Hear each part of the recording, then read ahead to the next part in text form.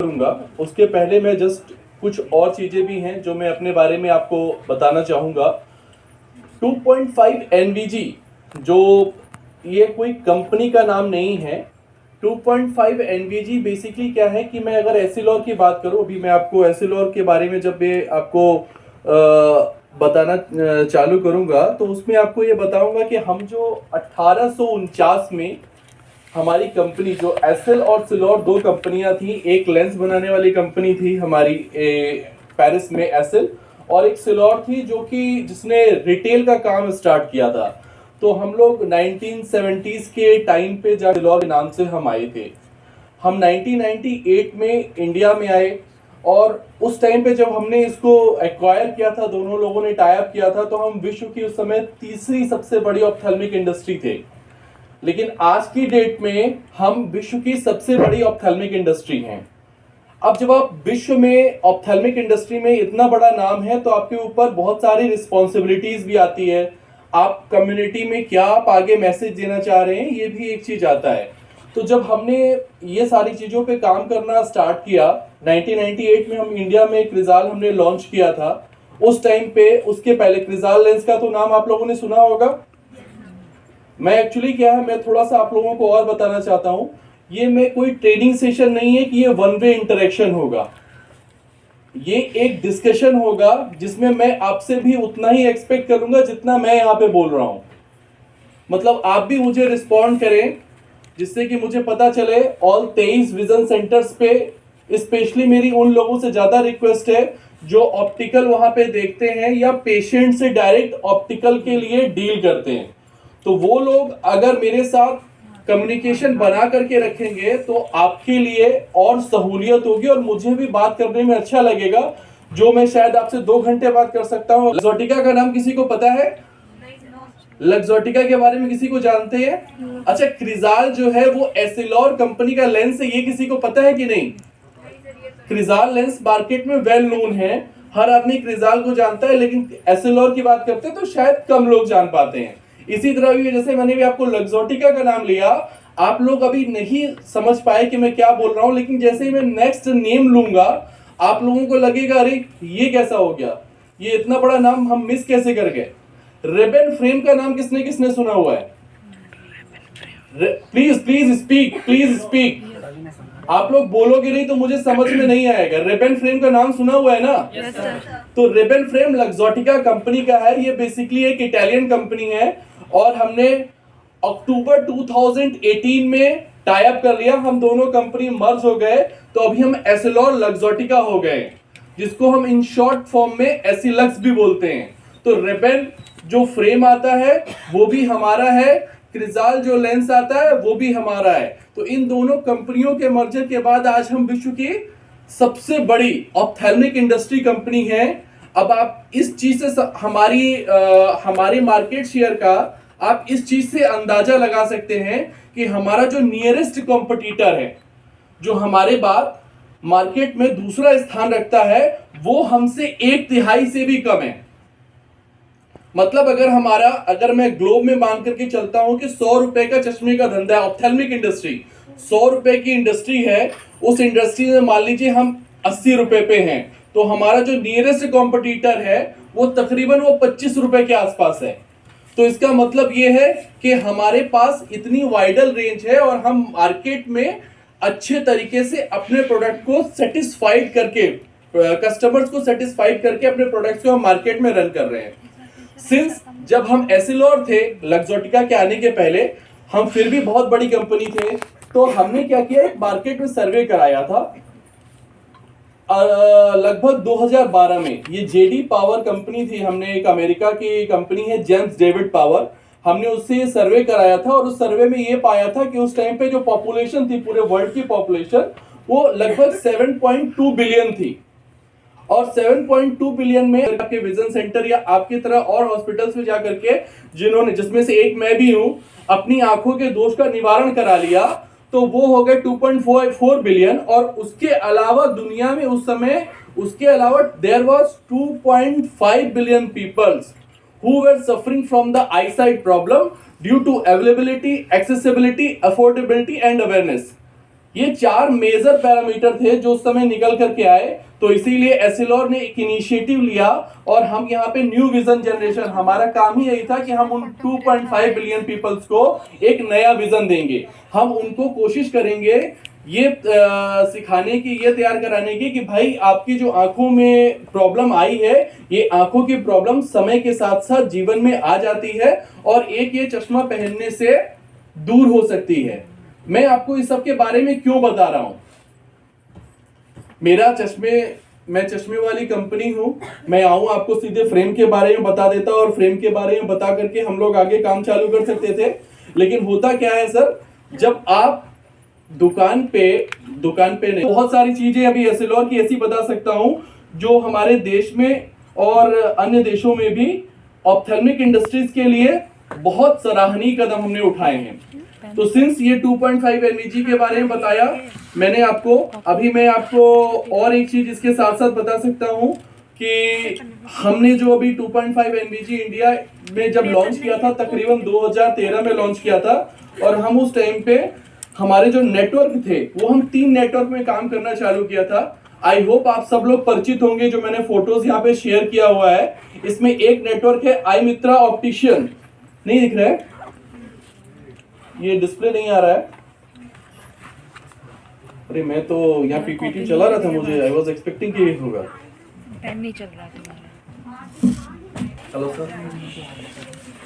सो मैं जो बात कर रहा था आप लोगों से, सॉरी इसके पीछे की आप स्लाइड्स नहीं देख पाए, बट यस वो स्लाइड्स में वही इंफॉर्मेशन थी जो मैंने भी आपसे चर्चा की। यस यस यस, सर से मुलाकात है मेरी, सर ने ही अपॉर्चुनिटी दी थी, मेरी लास्ट मीटिंग सर से ही हुई थी। Thank you very much sir to join us. So मैं आपको यही बता रहा था कि 2.5 एनवीजी जब आई तो हमने यहाँ पे किस तरीके से इंडिया में अपना बिजनेस एक्सपेंशन किया।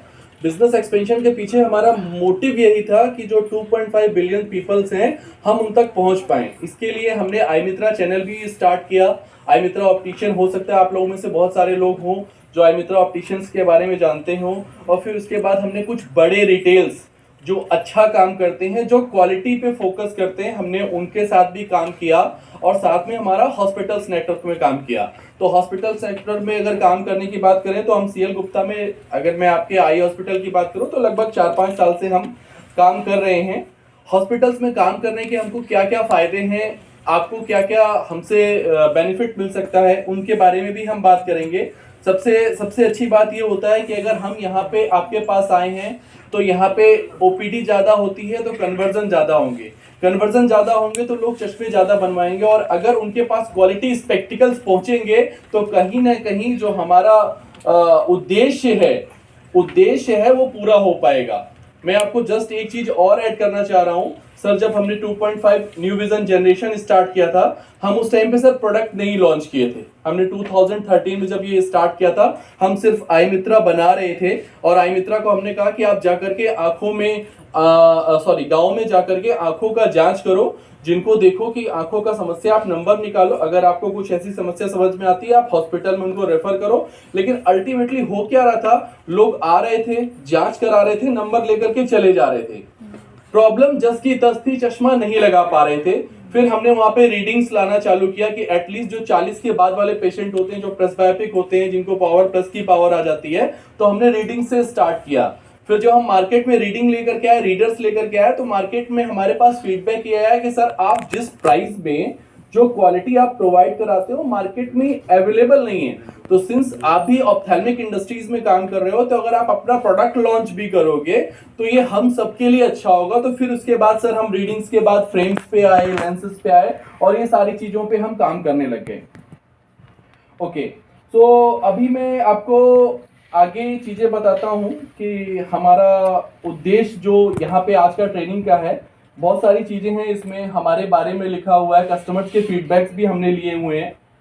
मैं आपको एक चीज के बारे में इंश्योर कर सकता हूं यहाँ पे कि जो प्रोडक्ट 2.5 एनवीजी आपको प्रोवाइड करा रहा है, वो प्रोडक्ट क्वालिटी में मार्केट के बिकने वाले किसी भी अन्य कॉम्पिटिटर कैटेगरी, मतलब जो पैरेलल कैटेगरी आती है, हम जिस प्राइस रेंज में काम कर रहे हैं उस प्राइस रेंज में वो बहुत अलग है, या बहुत सुपर पावर वाले प्रोडक्ट आप बोल सकते हैं कि सुपर एफिशिएंसी है।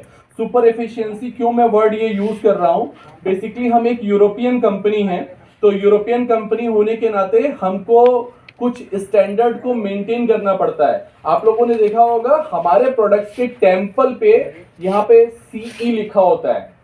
CE क्या होता है? CE एक सर्टिफिकेट है, जैसे मैं आपको सर्टिफाइड इन यूरोपियन स्टैंडर्ड बोलूं या ऐसे बताऊं आपको मैं और साधारण करके एक चीज बताता हूं। जैसे हिंदुस्तान में ये बोला जाता है कि पहले ISI प्रोडक्ट होता था, चाहे वो हेलमेट पे होता था, चाहे वो आप मार्केट में और कोई ऐसा फ्लेमेबल प्रोडक्ट जैसे इलेक्ट्रॉनिक या इलेक्ट्रिक के प्रोडक्ट्स होते थे, तो बोला जाता था ना कि ISI मार्का है मतलब सुरक्षित है। फिर वो ISI धीरे धीरे चेंज होकर के ISO में चेंज हुआ। अभी तो सारे ISO चल रहे हैं, ISO सर्टिफाइड कंपनीज होती हैं, ISO सर्टिफाइड प्रोडक्ट्स भी होते हैं। तो उसमें क्या है कि इसी तरह सिंस हम यूरोपियन कंपनी है तो हमने CE सर्टिफाइड करवाया हुआ है हमारे प्रोडक्ट्स, जो कि वहां की गवर्नमेंट ने टेस्ट करके ये प्रूफ किया हुआ है कि हाँ ये जो प्रोडक्ट है, अगर ये प्रोडक्ट आदमी लगाते हैं, यूज करते हैं, तो इससे उनको हानि नहीं होती है। इसमें 6 टेस्टेड होते हैं। मैं सिर्फ आपको अभी प्रोडक्ट रेंज के बारे में सब बाद में बताऊंगा, सिर्फ उसका एक सबसे बड़ा पॉइंट है CE, मैं सिर्फ उसके बारे में बता रहा हूं आपको। CE सर्टिफाइड में 6 चीजें, 6 टेस्टिंग होती हैं जो हम करते हैं। वो 6 टेस्टिंग मैंने यहाँ पे लिख करके रखी हुई है। एक कंस्ट्रक्शंस एंड डायमेंशन, मतलब कि आपने देखा होगा, आप मुझे यहाँ पे बोर्ड और मार्क वो मिल जाएगा क्या, मार्कर? आप सब अगर विजिबल ना हो, जैसे पीछे तक स्कैटर्ड है, तो आपकी तो अग्रवाल जी इतना परेशान होने का नहीं है। मैं आपको क्यों बता रहा हूं, बेसिकली आप सबको पता होगा। प्लीज मैं ये कह रहा था कि आप लोगों में से प्लीज मुझे ये बताइए कि रेटिंग 54 या 13 170 ऐसा कुछ लिखा होता है, किसी को याद है वो नंबर क्या लिखा होता है, किस टाइप का होता है वो नंबर, क्या होता है? कोई प्लीज मुझे बताइए थोड़ा सा। एक नंबर लिखा होता है, जैसे मैं इस पे बात करता हूं तो इस पे लिखा होगा 54 17 और 170 लिखा होता है हर चश्मे पे। ये इसका मतलब क्या है, कोई बता सकता है मुझे? कंस्ट्रक्शन और डायमेंशन। हम लोग चश्मा बेच रहे हैं, इस नंबर का क्या मतलब होता है, किसी को पता है? ओके, बोर्ड आ रहा है? मैं आपको बताता हूं क्या होता है। बेसिकली इस पे जो नंबर लिखा होता है, सबसे पहले इसमें जो 3 नंबर लिखा होता है, जिसके पास चश्मा है, आप लोग प्लीज अपना अपना चश्मा उतार करके देखिए। इस तरफ टेम्पल पे 3 नंबर लिखे होंगे, 54 17 156 154, इस तरह से करके लिखे हुए नंबर।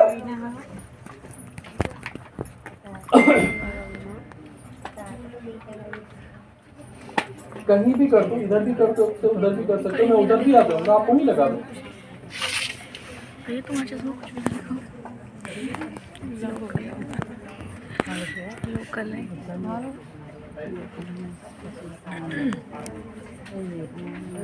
देखा किसी ने? भाई आवाज नहीं आ रही है, चाय नहीं मिली है क्या? ना तो जो एक बेसिक इंफॉर्मेशन उसके पास होनी चाहिए वो आपके पास रहे। किसी ने देखा अपने चश्मे पे लिखा हुआ है? नहीं सर, सर नहीं लिखा है सर, लिखा है। लिखा है। आप बता सकते हो मैडम क्या लिखा हुआ है? सर 53 17 और 140। थैंक यू, आप बैठिए, अभी मैं आपको वापस उठाऊंगा जब मैं ये लिखूंगा, क्योंकि ये इतना इम्पोर्टेंट पॉइंट है। चश्मा जो चश्मा डील कर रहा है, जो स्पेक्टिकल डील कर रहा है, और उसको ये पॉइंट मैं ये नहीं बोलता सर कि सिर्फ 0.01% की पॉपुलेशन ऐसी होनी चाहिए या जनता ऐसी होनी चाहिए जिसको ये ना पता हो, क्योंकि बहुत इम्पोर्टेंट पॉइंट है।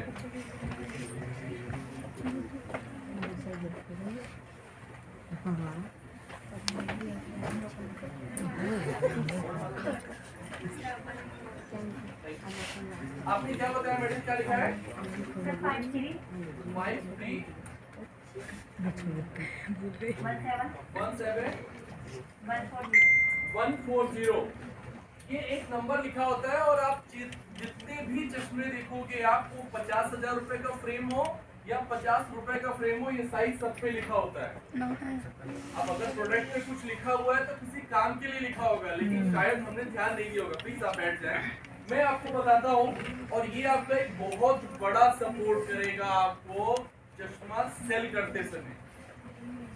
ये क्या होता है बेसिकली, ये हमारे चश्मे का साइज है, ये हमारे चश्मे का साइज है। इसमें ये 53 क्या है, ये 53 mm जो है ये हमारा लेंस का साइज है। जो हम चश्मे में लेंस लगाते हैं उसका जो सबसे वाइडर पोर्शन है, जो सबसे वाइडर पोर्शन है वो 53 mm का होता है।